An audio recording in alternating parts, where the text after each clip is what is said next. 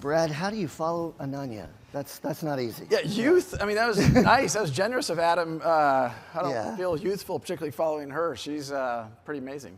So I got to start off with the fact that you're wearing your banking tie and your banking suit, and you don't look like your cryptocurrency CEO.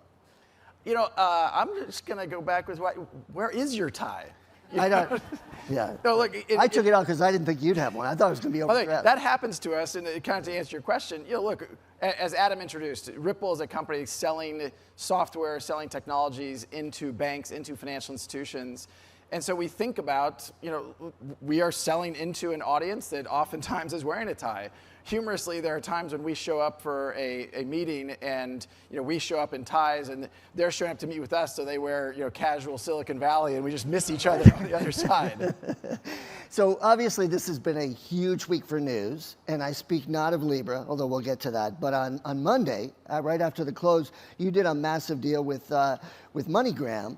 That stock shot up 168% on the news. Ripple is private, so we don't know what happened inside your headquarters there. I assume there were some high fives. But XRP, which is the currency or the digital asset that you have this huge hoard of, just sort of barely moved. Yep. So what was the market saying there? Well, look, I think, to be frank, there is a lot of hype, and to be crass, there's a lot of bullshit in the blockchain. I begged him to be crass, by the way, in our pre-interview. Yeah. I just think there's a lot of noise, and it's really, really, really hard, I think, for people looking at these ecosystems to understand what is real and what is noise. Mm-hmm. I mean, look, I'm sure we'll talk more about Facebook, but one of the headlines I read about that was, Facebook launches cryptocurrency. Right. That was on CNBC. Right. Facebook did not launch a cryptocurrency. Facebook wrote a white paper about their intent and their plans that maybe a year from now we'll see a cryptocurrency called Libra.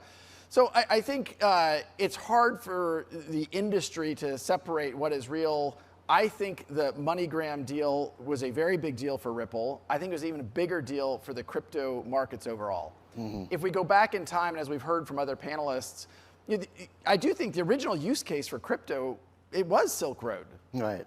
Then about 2 years ago, it became about speculation. Right.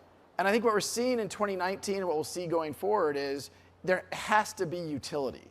Right. There has to be a problem you're solving, leveraging these technologies, or why? Why do they exist? So in the sort of geological time scale, if you will, we have the era of scandal, then speculation, the scandal with Silk Road and Mt. Gox, and then speculative frenzy, and then winter, crypto winter. And so this next one you think is utility, but a lot of people are saying, well, what really is the utility here? Because you sort of poo-poo the idea of blockchains in general, sort of being used for food security and provenance and things like that. I just think there's a lot of noise. Look, I think blockchains are an incredible evolution, and I think many parts of the internet, many parts of how transactions happen will change because of blockchains, period. Right.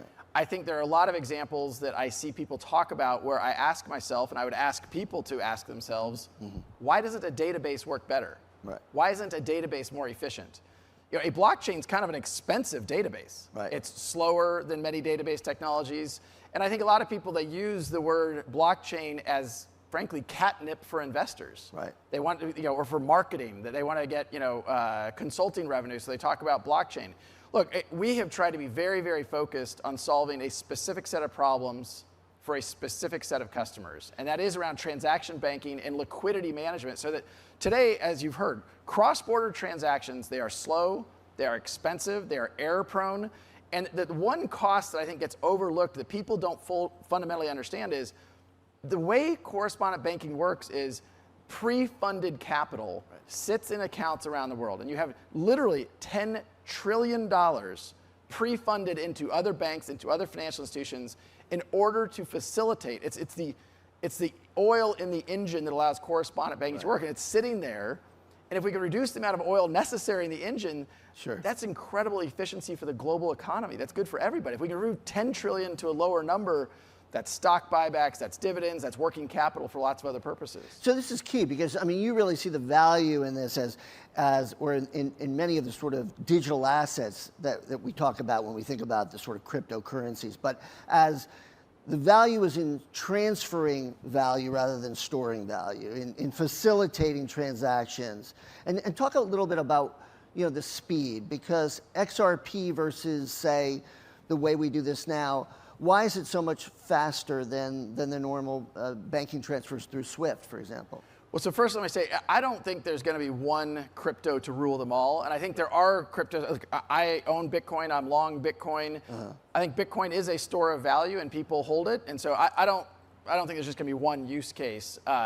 We think about XRP as an incredibly efficient shuttler, a bridge currency, if you will, and because it's extremely fast. Right. So in contrast to even Bitcoin, for example, we can do a transaction for about 6/10,000th of a cent. A Bitcoin transaction today costs about $2.30 per transaction. Now, that doesn't mean Bitcoin's going to fail or something. I think Bitcoin and XRP, I don't view them as competitive. Right. XRP is extremely efficient for that payments solution, that payments problem we're solving. And Bitcoin's, I think, as a store of value, digital gold, as you heard from Barry Silbert up here yesterday. Today, gold is worth many trillions of dollars, and Bitcoin's worth something around 200 billion. So there are two protocols, two technologies that Ripple uses. One is, or that sells to banks, basically X-Current, which was the sort of fiat currency that uses this, uses a bridge currency essentially, but uses fiat currency as the sort of bridge. The new one is X-Rapid, which uses XRP, and the MoneyGram deal is important because it really focuses on, MoneyGram's going to use XRP. It's going to use this digital asset That's pretty exactly exclusively. Right. Is that exclusive or no? It's not an exclusive deal, certainly. I mean, look, we already work with lots of other money service providers, like none as large as MoneyGram. We are doing some tests, as Hikmet from Western Union described yesterday. Right. We've done some tests with them. But look, we think fundamentally the entry point for us has been, let's go sell what we call X-Current. And this is a point-to-point, fiat-to-fiat, Bank of Cliff to the Bank of Brad. You do not want to invest in the Bank of Cliff. Real-time debit and credits. Right. So SWIFT today, there's a series of hops that things go through. It is slow, it is expensive, and this is real time, but it's fiat to fiat. It is necessary for that to work to have that pre-funded capital parked in the Bank of Cliff and the Bank of Brad. So it turns out you're right. I don't trust the Bank of Cliff. I don't want to store money there. Well, and so if I can use, you have to say that. What All right. What X-Rapid allows is for me to shuttle value in real time from, say, British pound to Philippine peso in real time, and I don't have to pre-fund into the Philippine peso. So getting back to where we are in this moment of time in this sort of crypto geological time scale, the Libra deal, a lot of what we heard yesterday was that it's an inflection point, that this was a sort of, when you look at the players involved in it, it seemed to legitimize this idea, this sort of very big idea that's been around for a while. Your MoneyGram deal, where they're focusing on using this digital asset, XRP, is another sort of legitimizing idea. So what, are we at the point, because when I look at the banking clients that actually use XRP, actually that particular technology, the X-Rapid, they're not the household names yet. Yeah, look, I do think the Facebook announcement, a whole bunch of examples, you're at a nascent stage of this industry, and you have, as we described earlier, you've gone from kind of, illicit use cases to speculation to utility. The X-Rapid product we've now had in market for about 8 months. Right. We've announced, somewhere between 10 and 15 production customers taking advantage of that product.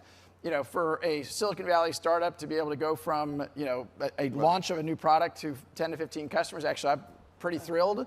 But I think for a lot of banks that have a lot of liquidity parked around the world, they're evaluating, okay, what does that mean? I was talking to the CEO of one of the largest banks in Canada, and they were exiting their correspondent relationship in Brazil. Mm-hmm. It's expensive for them to hold Brazilian reals, and they're like, look, we don't have enough demand, so now we're going to use a correspondent bank. Now, if they could use X-Rapid into Brazil, they don't have to have the pre-funded money, they don't have the expense, and they can still solve their customer's problem that need to do business in Brazil. So I think these are all examples of, it is a journey. I think that it is nascent. I will also say that I'm going to send a case of champagne to David Marcus, the guy who runs the Libra. The reason is this week will probably be the best week of signed contracts at Ripple ever. Right. Wow. It has been a massive call to action because, again, Facebook kind of came out and said, we don't need Western Union anymore. Right. Well, if you're a bank, if you're Western Union, you kind of, that's interesting. Right. And I think the banks realize that if Facebook is going to be a competitor in this space, they can't depend upon a technology like SWIFT to compete in the marketplace. So I want to go to questions in just a second, so please think of them and hold up your hand and we'll get a paddle to you.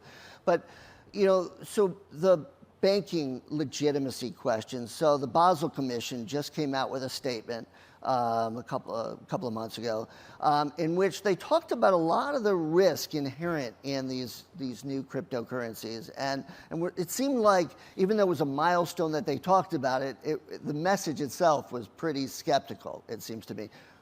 My reaction to a lot of those statements is, there are so many things lumped into one bucket when you talk about crypto. Right. Yesterday, you heard up here on stage, some advocacy for tokens, crypto that is anonymous, that focuses on being anonymous. Right. I don't think that's helpful to the industry. Right. We live in a world of governments. We live in a world of, rules and regulations, and they matter. And one of the very important bedrock regulatory frameworks around banking is KYC, know your customer. Right. Anonymous transactions are not going to fly. Right. And so when I see some, Basel Commission come out and say something broad about crypto generally, you're like, wait a minute. Right. Let's understand how XRP is used. Let's understand what Ripple is enabling. There are 0 transactions enabled by Ripple that aren't KYC'd. So let's see if we have a question here. Anybody? Question? Well, so this brings up the question. Oh, do we have one? Oh yeah, right here. Really a clarification. When you said, thank you. When you said that it was the best week for Ripple contracts ever, was that a factual statement or are you just hoping? No, that's a factual statement.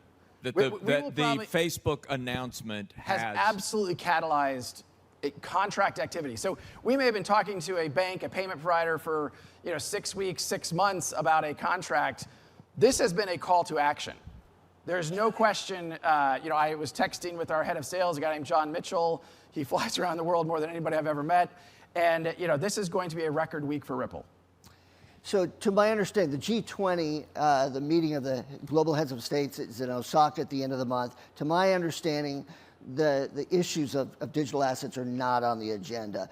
What would you want them to address first if you had to do one quick topic for them? Look, lack of regulatory clarity is definitely holding back the industry. Right. I think that I grew up in the kind of .com 1.0 era, and the fact that the U.S. government provided some frameworks for how they were looking at the internet then helped investment and helped clarity such that lots of companies could invest dollars there or whatever currency. I think the lack of that in the U.S., the lack of that in some markets around the world is holding things back. You don't see the U.S. leading here. Right. The U.K., Japan, Singapore. Right. These are central banks and regulatory governments they're being proactive and they're recognizing that not all crypto is the same. Right. And just because some enable anonymous transactions doesn't mean we should paint them all with one broad brush. So regulatory compliance in a regulatory ambiguous world. Okay. Thank you very much, Brad Garlinghouse. Thank you. That was great.